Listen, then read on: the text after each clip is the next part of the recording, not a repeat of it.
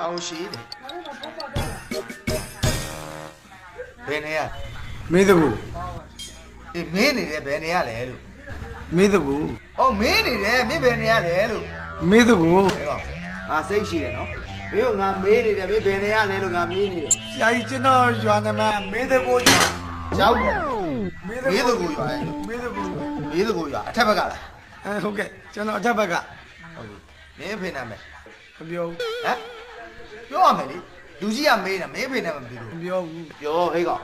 မင်းအဖေနာမယ်ပြောတော့ပြောလားမပြောဘူးလို့ရောက်ပြောတော့မဟုတ်ဘူးဆရာကြီးကျွန်တော်ဖေနာမှာဦးမပြောဘူးဖေးရရှာလို့ကွာနာမည်ကဦးမပြောဘူးထားလိုက်တော့တော်တဲ့အေယာဝီရဲ့စံတတ်တာထားပါတော့ထားပါတော့ငါတော်တော်စိတ်ရှိတယ်နော်မင်းအမေနာမယ်ပြောမသိဘူးဟဲ့ကို့မွေးတဲ့အမေတော်မသိဘူးလားမင်းအမေနာမယ်ပြောမသိဘူးပြောလို့ငါပြောနေတော့ကျွန်တော်မင်းနဲ့မတော့မသိဘူးမင်းအမေနာမယ်မသိဘူးတော့မသိဘူးတော့မသိဘူးဘလူမျိုးကြီးလည်းမသိပါကွာတခါမှမကြောက်ဘူးတော့မသိဘူးတော့မသိဘူးကိုယ်တိုင်အေယာဝီတဲ့စံတတ်တာပဲနောက်ဆောင်တက်ချင်နေတဲ့တရားတက်ငါ့ကိုမတက်နေလေငါ့ကိုတက်စရာမင်းအုံးမမမဟုတ်တာငါအေယာဝီတဲ့စံတတ်ကျွန်တော်တက်တာကိုသူလိုက်တက်မင်းနာမည်ပြောကျွန်တော်နာမည်လားတင်လွင်မိုးပေါ့ထင်းလူမျိုးပေါ့တင်လွင်မိုးပေါ့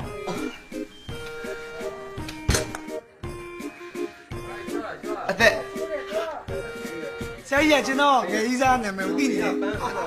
အမျိုးတွေလားမသိဘူးဆရာကြီးအသက်ကိုပြောနေတာအဲ့ဒါကျွန်တော်ကောင်မကြီးနာမည်မဟုတ်ဘူးရောမင်းရဲ့မွေးသက်ကြီးအသက်ကိုမေးနေတာမင်းအသက်ကိုမေးနေအသက်ဘယ်လောက်ရှိလဲမေးနေတာအော်ကျွန်တော်အသက်ညတော်နေ့နဲ့တက်ပြင်းကြီးကိုကြည့်ရရွှေစည်းကုန်လက်ရမြောက်တာအာနန္ဒရှူရင်းလာတာဘူးပြဲနဲ့ရွှေစံတော်တဲ့ရကောင်းပုံမီးလုံတော့နွားနဲ့ကောင်ပြောက်တယ်ကျက်သက်ကောင်ပြောက်တယ်ဒီမလို့ညမှာခိုးခံရတယ်ဆိုတော့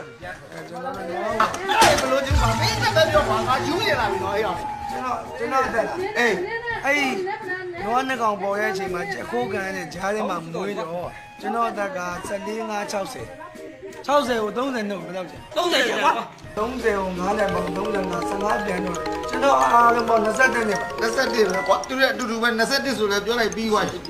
ငါယူနိုင်တယ်မင်းတို့နှစ်ကောင်မင်းတို့3ယောက်နဲ့ဟုတ်ပြီကြားပြီအမဆက်လို့ဟောဒီလေစေးစေးပါ